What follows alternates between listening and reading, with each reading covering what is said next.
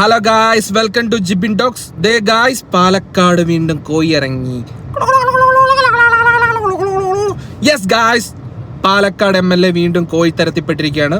ഒരു MLA കോഴിക്കോട്ടിലായിരുന്നു, വേറൊരു MLA വന്നു. ദേ വീണ്ടും കുടുങ്ങിയിട്ടുണ്ട്. ചെറിയ കാര്യമുള്ളൂ, വലുത് വരുമെന്ന് നമുക്കറിയത്തില്ല ഗായ്സ്. എന്തായാലും പെട്ടു ഗായ്സ്. ഈ വീഡിയോയ്ക്കകത്ത് ഞാൻ അവർ പറഞ്ഞിരിക്കുന്ന കാര്യങ്ങൾ, ശ്വേതയും പിഷാരടിയും തമ്മിൽ സംസാരിച്ച കാര്യം ഒരു പോയിന്റ് പോലും അങ്ങോട്ടോ ഇങ്ങോട്ടോ വിടാണ്ട് എൻ്റെതായ രീതിയിൽ അവതരിപ്പിച്ചിരിക്കുകയാണ് ഗൈസ്. കാണുക. നമ്മുടെ പിഷാരടി ആയതുകൊണ്ട് തന്നെ ചെറിയ മിമിക്രി ഉണ്ട്, കൂട്ടിച്ചേർക്കലുണ്ട് ഗൈസ്.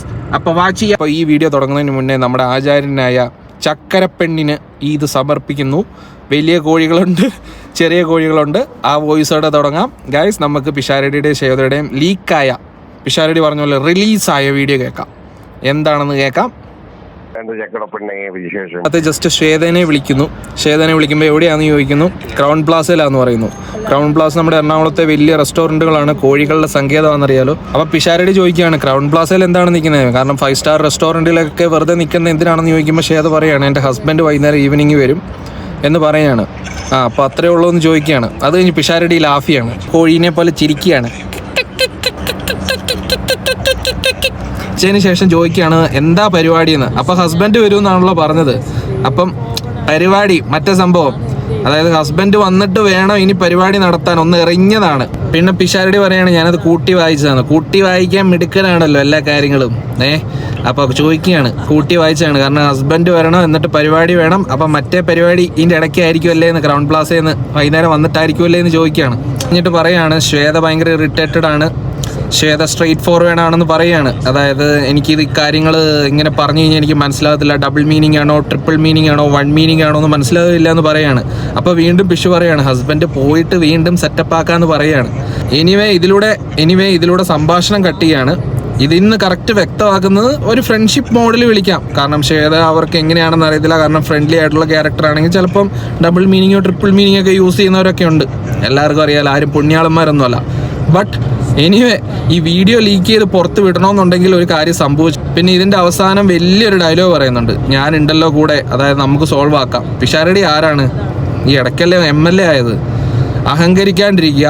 അവിടുത്തെ നാട്ടിലെ ജനങ്ങൾക്ക് മരിപ്പോ കല്യാണോ ഉണ്ടെങ്കിൽ പടമൊക്കെ പിടിച്ച് അടുത്ത തവണ MLA ആകാൻ ശ്രമിക്കുക ബ്രോ. അല്ലാണ്ട് വലിയ ആളാകാനോ പരിപാടി ആകാനോ നിൽക്കണ്ട. വലിയ പ്രോബ്ലം സോൾവിങ്ങും പരിപാടിയിൽ നിന്ന് അവസാനം നാറി പണ്ടാരാകത്തുള്ളൂ.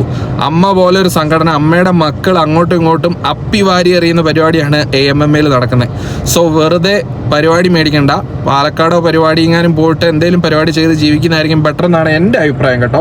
ഗൈസ്, നിങ്ങളും കൂടെ അഭിപ്രായം പറയാം. നിങ്ങൾ കോൺഗ്രസ്സുകാരനാണെങ്കിൽ പറയാം, നിങ്ങൾ രമേശ് പിഷാരടിയുടെ ഫാൻസ് ആണെങ്കിൽ പറയാം, നിങ്ങൾ സാധാരണ ജനമാണെങ്കിൽ നമുക്കൊരു വോയിസ് ഉണ്ട്, നിങ്ങൾ പറയാം, അഭിപ്രായം പറയാം. ഇവർ തമ്മിലുള്ള ഫ്രണ്ട്ഷിപ്പ് എങ്ങനെയാണെന്ന് അറിയത്തില്ല, ശ്വേത മേനോനും ഇവരും തമ്മിലുള്ളത്. എന്തായാലും ഇതൊരു ബ്ലാക്ക് മെയിലും, അതായത് ഭീഷണിയുടെ ഒരു സംഭവമാണ് ഇതിൻ്റെ അകത്ത് വന്നിരിക്കുന്നത്. കാര്യം എന്ന് വെച്ച് കഴിഞ്ഞാൽ എൻ്റെ കയ്യിൽ ഇനി വീഡിയോ ഉണ്ടാവുമല്ലോ, ഉറപ്പായിട്ടും സംസാരിക്കുമ്പോൾ അങ്ങനെയൊക്കെ വന്ന് പോകും. ഇത് ശരിക്കും ഒന്ന് എറിഞ്ഞു നോക്കി, സത്യമാണ്, ശരിക്കും ഒന്ന് കോയിത്തരം കാണിക്കാൻ നോക്കി. ആ ചിരി കണ്ടു കഴിഞ്ഞാൽ തന്നെ നമുക്ക് മനസ്സിലാവും.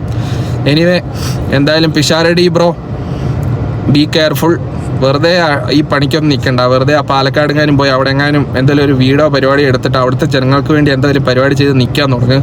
മറ്റേ തൂഫാനും പരിപാടിയൊക്കെ ആയിട്ട് ഗവൺമെൻറ് നല്ല കിടിലൻ പരിപാടി ആക്കിക്കൊണ്ട് പോവുകയാണ്. വെറുതെ 1 വർഷം ആകുന്നതിനും 6 മാസം ആകുന്നതിന് മുമ്പേ വെറുതെ MLA സ്ഥാനം രാജിവെച്ച് നാറാൻ നിൽക്കരുത്.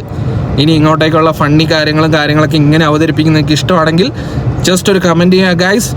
നിങ്ങളുടെ കമൻറ്റ്, നിങ്ങളുടെ ഫോളോ എല്ലാം പ്രതീക്ഷിച്ചിരിക്കുന്ന ഒരു പുതിയ യൂട്യൂബറാണ്. Please guys support me. നല്ലതാണെങ്കിൽ നല്ലതെന്ന് പറയുക, ചീത്തയാണെങ്കിൽ ചീത്തയാന്ന് പറയുക, ഒരു വിഷമമില്ല guys. Pisharody bro, take care. എല്ലാവരും നല്ല ശ്രദ്ധിച്ചിരിക്കുക. ഫിലിം ആക്ടേഴ്സ് മാത്രമല്ല, നമ്മളെല്ലാവരും ശ്രദ്ധിച്ചിരിക്കുക ഗൈസ്. ഇങ്ങനെയുള്ള ഫ്രണ്ട്സും കാര്യങ്ങളൊക്കെ ഉണ്ടെങ്കിൽ ഇങ്ങനത്തെ കുൽസിത വർത്തമാനങ്ങളും കാര്യങ്ങളൊന്നും പറയാണ്ടിരിക്കുക. മാക്സിമം നല്ല അച്ചടക്ക ജീവിതത്തോടെ പോകുക. പ്രശ്നങ്ങളൊന്നും ഇല്ലെങ്കിൽ ഫാമിലിയൊക്കെ ആയിട്ട് പോവുക ഗൈസ്. ബൈ ഗൈസ്, പുതിയ ടോപ്പിക്സുമായി കാണാം. Bye guys, Jibin talks. Bye. You just Pishu, I want you people to give me the. ശരി, ഓക്കെ, ശരി.